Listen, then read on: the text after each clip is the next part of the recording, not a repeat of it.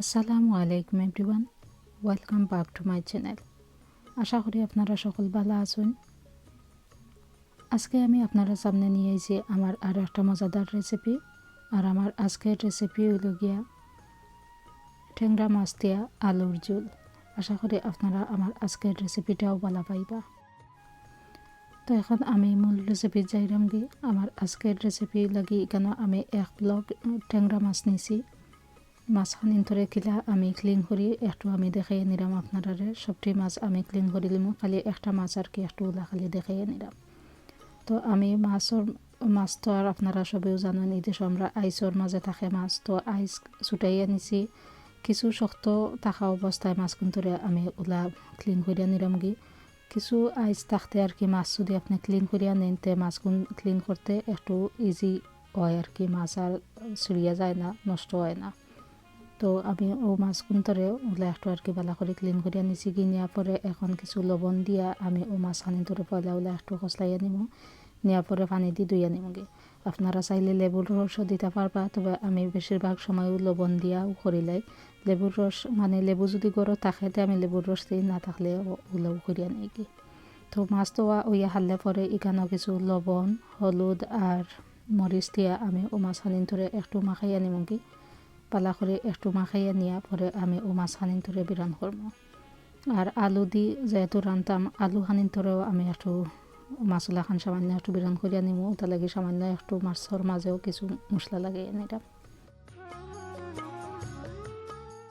তো এখন আমি একটা পানোর মাঝে 1/3 কাপ তেল নিছি। ও তেলেও আর কি আমার সারা রান্না হইব।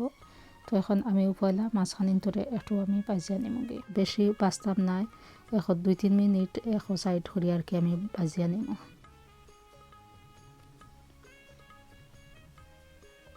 তো মাছ আমার একটু ভাজা হইয়া হারলে পরে আমি ও আলু খানিনও ভাজি লিমু। আর আজকে আমি ইউজ করছি ও যে ইংলিশ শপও কিনতে মিলে বেবি পটেটো, ও পটেটোগুলো আমি ইউজ করছি। বিশেষ করে বেবি পটেটো দেখতে বা খাইতেও আমরা দেশি আলু লাখান আর কি একটু স্মেল করে, ওলেও লাগে। তো লাগে আমি ও রেসিপিটা লাগেও আর কি বেবি পটেটো এখানেও আমি চুজ করছি। তো এখন আমি ও তেলের মাঝে 1 চিমটি মেথি সিড দিছি, 1 চিমটি পরিমাণ খালি জিরা দিছি। দেওয়ার পরে এখানেও আমি 1 টেবিল চামচের মতো দিছি রসুন কুচি আর 1/2 কাপের মতো পেঁয়াজ কুচি। একটা তেজপাতা দিলাম, দিয়া এখানেও কিছু কাঁচামরিচ দিছি। দেওয়ার পরে আমি পাউডার মশলা দিব। এখানে ছোটো 4 চামচে 1/2 চামচ হলুদের গুঁড়া, 1/2 চামচ জিরার গুঁড়া, 1 চামচ দিলাম লাল মরিচের গুঁড়া আর 1 চামচ ধনিয়ার গুঁড়া দিয়া সামান্য একটা পানি দিব। পানি দেওয়ার পরে আমি ও মশলাখানি তরে ভেজের লগে একটু ভালো করে ভাজিয়া নিব। আমার ও মশলাখানি তরে আরও একটু আমি কষাইয়া নিব। তো এর লাগি এখানে আরও কিছু পানি দিয়া পরে আমি গুড়িয়া রাখিলিম 2-3 মিনিটের মতো। চুলার আগুন মিডিয়ামের মতো রাখি 2-3 মিনিট পরে এখন আমার মশলাও প্রায় কষানি হয়ে গেছে। এখন আমি দিলাইমু আলু দিয়া পরে আলু খানিন তরে মশলা লগে বালা করে মিক্স করিয়া নিয়া আরও 2-3 মিনিটের মতো আমি ও আলু খানিন তরে একটু কুক করিয়া নিব।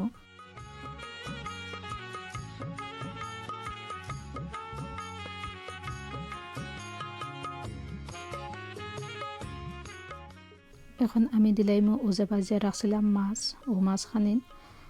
তো মাছ দিয়া মাছখানিন তরে সপ্তাহকে বালা করে একটু মিক্স করিয়া নিমু। বালা করে একটু মিক্স করা ওইয়া হারলে পরে গিয়া আমি দিলাইমু তরকারির মাঝে জোল বা শিরা। তো এই তরকারিটা চাইলে আপনারা মাখা মাখাও রাখতে পারবা, তবে আজকে আমি আলু দিয়ে রান্নাম। একটু আমার কাছে সামান্য একটু কিছু পাতলা পাতলা শিরা ওইলেও আর কি একটু ভালো লাগে। তো আমি যেলা বালা পাই ওলেও আমি এখানে শিরা দিছি। শিরা দিয়া পরে আর একটু ভালো করে সপ্তাহ লগে মিক্স করিয়া নিয়া পরে আমি করিয়া রাখলিমু 4-5 মিনিটের মতো চুলার আগুন ফুল রাখিয়া। আর অবশ্যই আপনারা মশলার মাঝে লবণ দিবা, আমার মতো ভুল করবা না। আমি আসলে ভুলে গেছিলাম লবণ দিতাম, এখন আমার মনে হয়েছে, তো এখন আমি লবণ দিছি। তো লবণ দিয়া পরে গিয়া আমি গুড়িয়া রাখিলিমু 4-5 মিনিটের মতো চুলার আগুন ফুল রাখিয়া।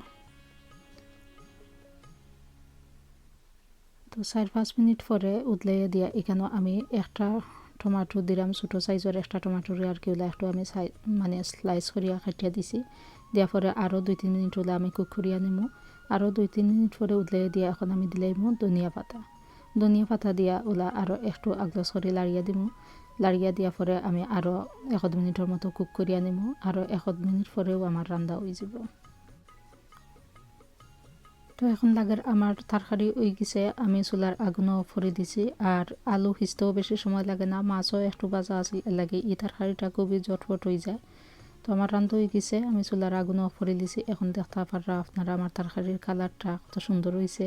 আমি আসলে এই তরকারিটা কুক করিয়া খাইয়াও হারছি, বাক্কা বাদেও আমি ভয়েস ওভার দিলাম, ভিডিও রেডি করাম, তার বাদেও এখন দেখিয়া জানে করে এখন রান্ধে হিবার খাইবা লাগে। আমি আশা করি আমার রেসিপি ফলো করিয়া যদি আপনারা ওলা দিন গরো বানাইন তে দেখা আপনার ঘরের সবেও বালা পাইবা। আর এই তরকারিটা প্রিপারেশন থেকে শুরু করিয়ে একবারে কুক করতে সর্বমোট আমার কাছে লাগছে এখন হাফ অ্যান আওয়ারের মতো।